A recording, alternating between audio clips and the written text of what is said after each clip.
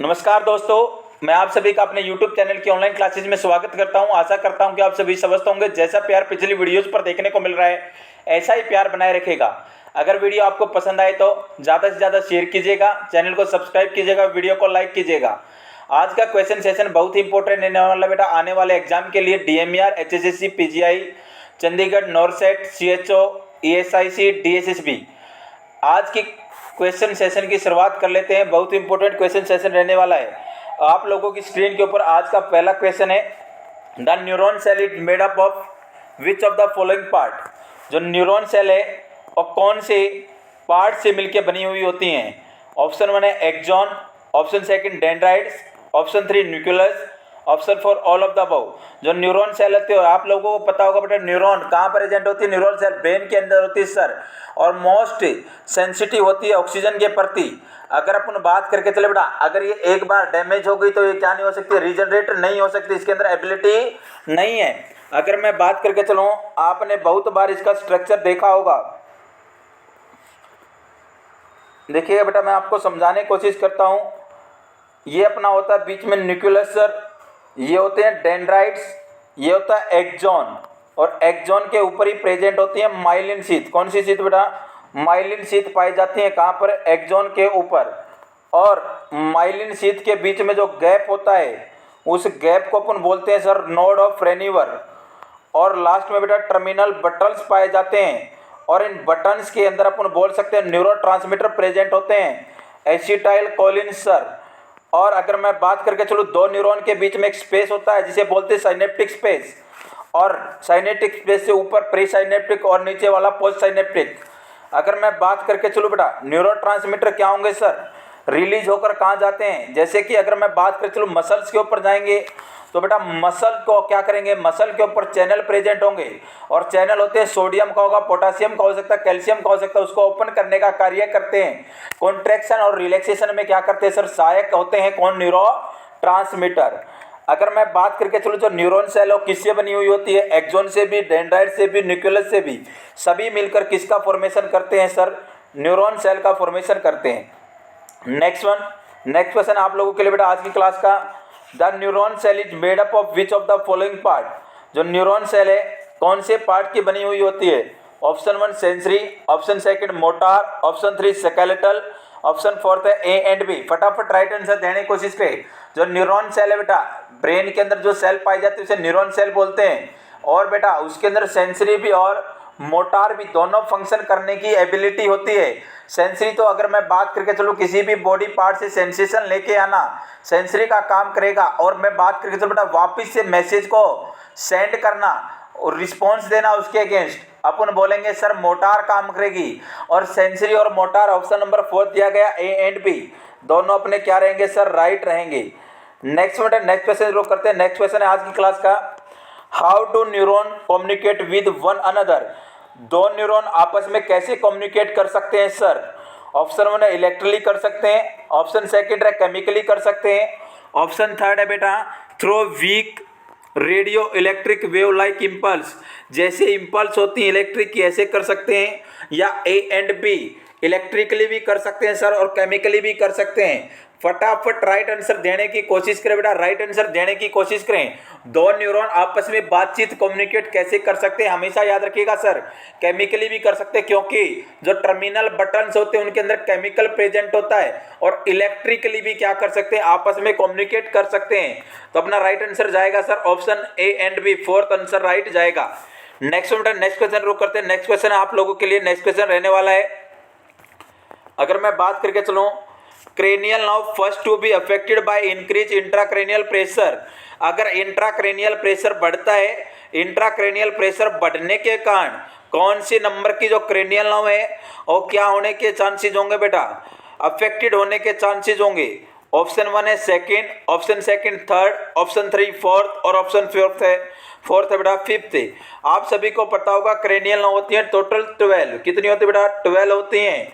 और 12 के अंदर मैं बात करके चलूँ, कुछ तो सेंसरी होती हैं, कुछ मोटार होती हैं, और कुछ होती हैं मिक्स्ड। अगर मैं बात करके चलूँ सर सेंसरी कौन सी होती हैं, तो याद रखिएगा room number 1 to 8, room number 128 के नाम से याद रख सकते हैं, होती है सेंसरी। अगर बेटा मैं बात करके चलूँ सर मोटार कौन सी होती हैं, मोटार के अंदर हमेशा याद रखिएगा बेटा 3, 4, 6, 11 और 12 ये होती है मोटार। अगर मैं बात करके चलूँ मिक्स्ड कौन सी होंगी सर, हमेशा याद रखिएगा बेटा मिक्स्ड होती हैं 5, 7, 9 पे 10, 5, 7, 9 और 10 ये होती है अपनी मिक्स्ड क्रेनियल नाव होती हैं। नेक्स्ट वन अगर मैं बात करें चलूँ, अगर आईओपी बढ़ा हुआ, इंट्राक्रेनियल प्रेशर बढ़ा हुआ और नॉर्मल होता है सर, मैं भी सभी को पता होगा 5 to 15 mm ऑफ Hg होता है। मेजरमेंट करने के लिए मैनोमीटर का अपन यूज करते हैं। अगर ये बढ़ा हुआ है तो कौन सी क्रेनियल नाव को अफेक्ट कर सकता है, हमेशा याद रखिएगा क्रेनियल नंबर 3 ओकुलोमोटर। कौन सी मोटार, ओकुलोमोटर को अफेक्ट कर सकता है। अगर आईओपी बढ़ा हुआ है, आईसीपी बढ़ा हुआ है, इंट्राक्रेनियल प्रेशर बढ़ा हुआ है तो। नेक्स्ट में बेटा नेक्स्ट क्वेश्चन की तरफ रुख करते हैं। नेक्स्ट क्वेश्चन है inner most layer of meninges.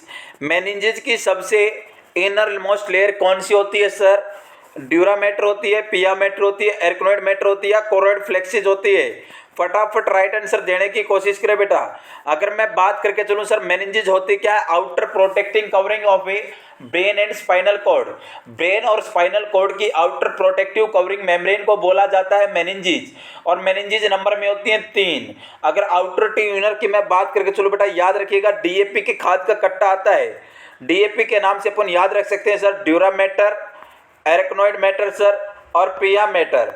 अगर बेटा इनर टू आउटर पूछ ले तो अपन याद रख सकते हैं पैड के नाम से याद रख सकते हैं। पियामेटर, एर्कनोइड मेटर और ड्यूरामेटर के नाम से अपन याद रख सकते हैं सर। सबसे इनर होती है पिया, फिर होती है एर्कनोइड, फिर होती है ड्यूरा। अगर मैं बात करके चलूँ सर मेनिंजाइटिस के अंदर सबसे पहले इन्वॉल्वमेंट, सबसे पहले इन्फ्लामेशन कौन सी मेनिंजेस के अंदर होने का चांसेस रहेगा, कौन सी लेयर के अंदर होने का चांसेस रहेगा, पियामेटर के अंदर, फिर बेटा एर्कनोइड मेटर और लास्ट वन होता है ड्यूरामेटर के अंदर। अगर मैं नेक्स्ट वन अगर मैं बात करके चलूँ बेटा नेक्स्ट क्वेश्चन के इसके अंदर ही आंसर जानना चाहें तो अपना राइट आंसर रहेगा sir pia mater is the right answer, inner most layer होती है। नेक्स्ट बेटा नेक्स्ट क्वेश्चन रुक करते हैं। नेक्स्ट क्वेश्चन क्या रहने वाला है, the cranial now which regulate heart rate is. कौन सी क्रेनियल नाउ होगी जो कि हार्ट रेट को रेगुलेट करने के लिए सहायक होती है। अगर मैं सारी की सारी क्रेनियल नाउ आप लोगों के सामने बताना चाहूँ तो बेटा एक ट्रिक है, one of our Tamil teacher ask for very green vegetable and halwa. अगर मैं बात करके चलूँ ओ से सर सबसे पहले ऑल्फैक्टरी, फिर ऑप्टिक, फिर ओकुलोमोटर, फिर ट्रॉन्कुलियर, फिर ट्राइजेमिनल, फिर एब्डुसेन, फिर फेशियल, फिर वेगस, फिर ग्लोसोफेरेंजियल, फिर बेटा वेस्टिबुलो कोक्लियर 8th नंबर पे आएगी, फिर आएगी वेगस आएगी 10th नंबर पर, फिर आएगी एसेसरी और लास्ट वन होती है हाइपोग्लोसियल। अगर मैं बात करके चलूँ बेटा जो वेगस ना होती है वो सप्लाई करती है हार्ट एंड जीआईटी को, और बेटा हार्ट रेट को रेगुलेट करने के लिए भी रिस्पॉन्सिबल होती है अपनी वेगस नर्व। कौन सी nerve sir, vagus nerve responsible होती है हार्ट रेट को मेंटेन रखने के लिए, तो अपना राइट आंसर जाएगा। और वेगस नर्व कौन से नंबर की होती है तो हमेशा याद रखिएगा सर 10th नंबर की क्रेनियल नर्व होती है वेगस नर्व, और वेगस नर्व रेगुलेट करती है हार्ट बीट को।